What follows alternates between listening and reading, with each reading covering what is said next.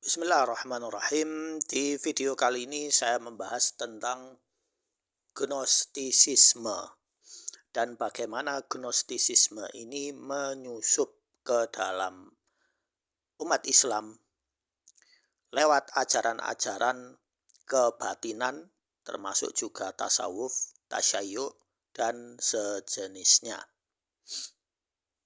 Nah, apa itu Gnostisisme? Merujuk pada bermacam-macam gerakan keagamaan ya. Ini saya lihat di ensiklopedia itu Wikipedia ya. Merujuk pada bermacam-macam gerakan keagamaan yang beraliran sinkretisme pada zaman dahulu kala. Gerakan ini mencampur adukkan berbagai ajaran agama yang biasanya pada intinya mengajarkan bahwa manusia pada dasarnya adalah jiwa yang terperangkap di dalam alam semesta yang diciptakan oleh Tuhan yang tidak sempurna. Secara umum dapat dikatakan Gnostisisme adalah agama dualistik yang dipengaruhi dan mempengaruhi filosofi Yunani, Yudaisme, dan kekristenan. Ya. Istilah Gnosis merujuk pada suatu pengetahuan esoteris yang telah dipaparkan. Dari sana manusia melalui unsur-unsur rohaninya diingatkan kembali akan asal muasal mereka dari Tuhan yang superior.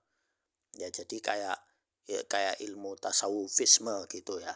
Kalau dalam tasawuf itu kan orang diingatkan untuk berzikir ya Allah, ya kemudian memikirkan tentang dirinya dan hubungannya dengan Sang Pencipta. Ya, ini ada hubungannya ya dengan ini. Yesus Kristus dipandang oleh sebagian sekte Gnostis sebagai perwujudan dari makhluk ilahi yang menjadi manusia untuk membawa gnosis ke bumi.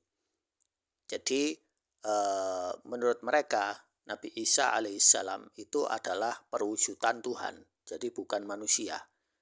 Karena mustahil manusia bisa seperti itu. Jadi diwakilkan ke bumi. Seperti yang saya jelaskan di video sebelumnya, mereka berkata bahwa Muhammad itu bagian dari ketuhanan yang diutus ke bumi. Kemudian tugas berikutnya dibawa ke Ali, kemudian ke Fatimah. Namun Fatimah karena meninggal lebih dulu, maka tugasnya aslinya itu dari Muhammad, kemudian dipindah ke Fatimah, baru ke Ali. Nanti dari Ali, kemudian ke Hasan, kemudian ke Husain. Pada mulanya Gnostisisme dianggap sebagai cabang aliran sesat dari kekristenan, namun sekte Gnostis telah ada sejak sebelum kelahiran. Jadi ini menunjukkan bahwa mereka adalah kelompok batiniah ya. Jadi mereka pada dasarnya tidak punya agama, cuma masuk dalam agama untuk mencampur adukkan ya sesuai keinginan mereka. Keberadaan kaum Gnostik sejak abad pertengahan semakin berkurang dikarenakan pengikutnya memeluk Islam atau akibat dari perang salib.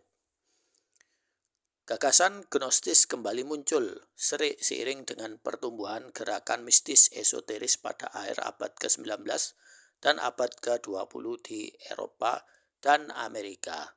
Ya, seperti Blavatsky, kemudian siapa lagi itu?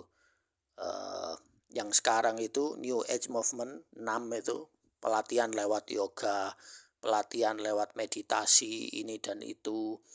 Kemudian keyakinan adanya cakra, kemudian keyakinan adanya